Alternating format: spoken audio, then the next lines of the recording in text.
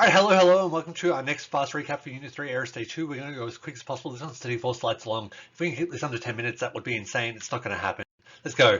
Unit 2, AOS 2, macroeconomic goals, nature and purpose, domestic macroeconomic activity. So the difference between material and non-material living standards. Material living standards, what you have, non-material, non-tangible. So material living standards, money, physical things, house, car, assets, non-tangible things, happiness, crime rates, education levels, etc. To put simply, material living standards increase whenever our incomes or wealth increase. Non-material increase whenever something improves our non-tangible aspects of life.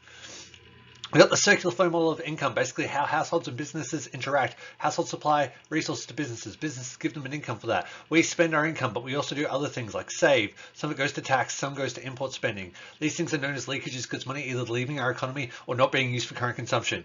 There's also money injected to the economy from other sources, so private investment spending by households and businesses, getting money from financial institutions and investing it some way, government spending, current capital spending, export spending, people from overseas buying our goods and services. That money is traveling into our country from overseas. These are known as injections. All of these things together make up aggregate demand, which is consumption spending plus private investment spending plus government spending plus exports minus imports. The aggregate demand then informs businesses how much to produce, which creates the overall level of production, or GDP. We've got the nature and cause of the business cycle. So the business cycle goes through 4 phases. When it's increasing, it's an expansion. When it's at its top, it's at its peak. When it's going down, it's a contraction. When it's at its lowest, it's at a trough. When we have negative growth for 2 consecutive quarters, it's known as a recession. When we're in an expansion, it means that unemployment is falling, inflation is rising, and economic growth is rising. When we're at a peak, those things, unemployment is at its lowest, inflation is at peak, and economic growth is either at the goal or beyond it. When we are in a contraction, unemployment is rising, economic growth is slowing, inflation is easing. We're in a trough. All those things are at their worst point.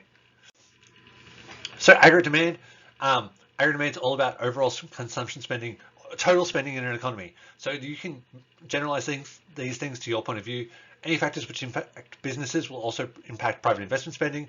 If the government increases transfer payments, this does not impact government spending. This is going to impact private consumption spending because transfer payments are an income for households. With factors impacting exports and imports, I always say think about the direction the money's coming. If it's coming into Australia, it's an export. If it's going out of Australia, it's an import.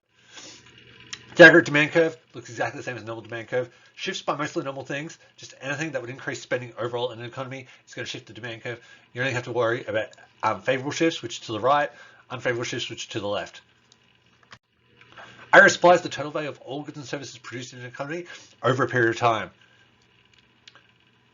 The only 2 things that impact aggregate supply are changes in cost of production or efficiency, much like normal supply. The aggregate supply curve looks like this. Starts out flat at the bottom because there's going to be a certain amount of supply regardless of how much activity there is in the economy. Then it eventually goes to a vertical point because eventually we hit our production capacity, and regardless of price, we can't produce any more. And since it's unfavorable for aggregate supply, is going to shift the curve to the left, where less is produced at higher prices, and I think that's favorable for aggregate supply is going to shift to the right, where more is produced at lower prices. Increased aggregate demand often sends signals to producers to increase production, therefore increasing economic growth. This creates an increased derived demand for labor, which increases employment, decreases unemployment. If aggregate demand increases at a rate faster than aggregate supply can maintain, this puts upward pressure on prices and increases demand inflation. So then we get to our goals. So the goal for low inflation is for the general level of prices to be increasing at 2 to 3% on average over time. That on average over time is very, very important.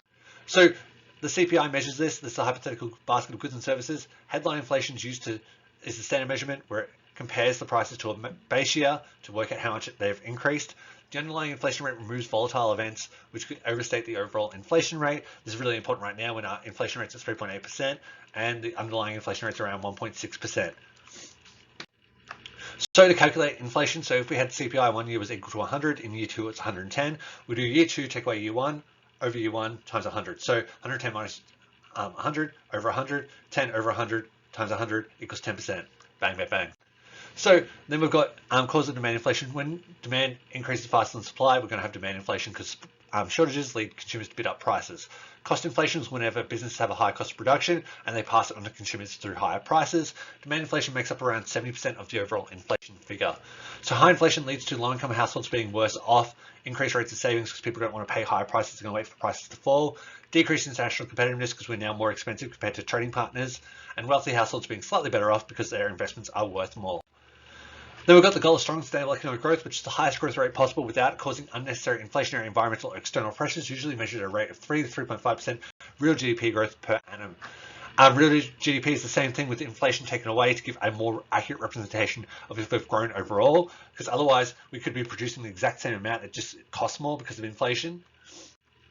So increased economic growth, increased production, which should lead to increased derived demand for labor, which is going to decrease the unemployment rate, which is good. Decreased unemployment economic growth should increase our real income as demand for labor puts upward pressure on wage rates. And if economic growth leads to the government being more able to provide essential services, as they will be collecting more tax revenue from both households and businesses. And then we've got the goal of full employment, which is the lowest unemployment rate possible without causing unnecessary inflationary or external pressures, where only around 4.5% of natural unemployment exists. That's employment caused by supply side causes. So to be employed, you have to be age 15 or over and work 1 or more hours per week. To be unemployed, you have to not have a job but be actively looking for work. Hidden unemployed people are people who probably would want to have a job if they could, but aren't looking for work when they do the survey. Disguised unemployment does not impact unemployment overall. It's basically people who are employed but not actually contributing. Underemployed people who are people who are working less hours than they would prefer to work. So the participation rate is all the people, employed and unemployed people, so employed plus unemployed people as a percentage of the population over 15. So you do that times 100. The unemployment rate is the amount of unemployed people over the labour force, which is employed plus unemployed people together, times 100. And the underutilisation rate is the unemployed plus underemployed people as a percentage of the labour force.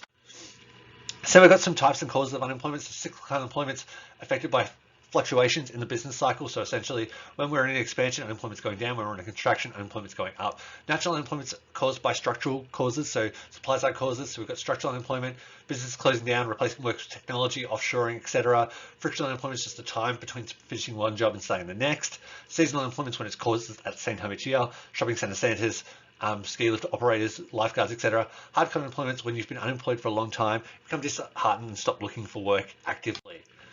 So some consequences of unemployment, we can have loss of GDP as less people working means there's less production overall. Loss of tax revenue, the government's getting less income because people are earning less income. And less business tax is also going to be collected. Reductions in living standards, if people have less income, they're going to be worse off overall. This can also lead to worse lower non-material living standards because people are less satisfied in their life. They're probably going to be sadder. Greater income inequality, because in a downturn, people with high incomes have more protected jobs, whereas people on no incomes are usually the first ones to get sent out the door. So we've got some statistics we're going to look at. Currently, GDP growth is at 9.6% as we are recovering from that big, basically fall and shrinkage in GDP last year. The inflation rate's at 3.8% as we've recovered from that deflation that occurred last year. It's probably going to go down very soon. The unemployment rate's been falling. We're currently at 4.5%, but that's mainly because people have been leaving the labour force. As that labour force participation rate has fallen by 1% as people have stopped looking for work altogether, so there are less people unemployed. Wage growth has been relatively low, but still increasing, which means businesses face an increased cost of production. Productivity has been higher since we have been working remotely over the last 2 years. It's because businesses have less costs overall, as they're not having to rent out facilities, have travel expenses, and all those kind of things. Business confidence is low, meaning businesses are less likely to invest and expand, which is going to be negative for our production overall. And the terms of trade have been surging as there's the recovery in China from COVID has led to an increase in demand for our exports, which has driven up export prices. And that is it for this topic overall. So thank you for watching. We have kept this under 10 minutes somehow. We've done 34 slides in 8.5 minutes. This has probably made no sense to you because we've rushed through it so quickly. But that's what these fast recaps are for. If you wanted it to be slower, you'd go through and watch the hours of videos explaining it otherwise. So if this was helpful to you, I'm glad you were able to be helped by this. If you have any questions about anything at all, send me an email, Sean@therunningeconomy.com. Head to the website, therunningeconomy.com. Read the blog, etc. We're getting close to an exam. You need to prepare for the exam. I've got general exam advice up for you to read. On that, I hope you have a wonderful day, and I will see you for the next and final one. Bye.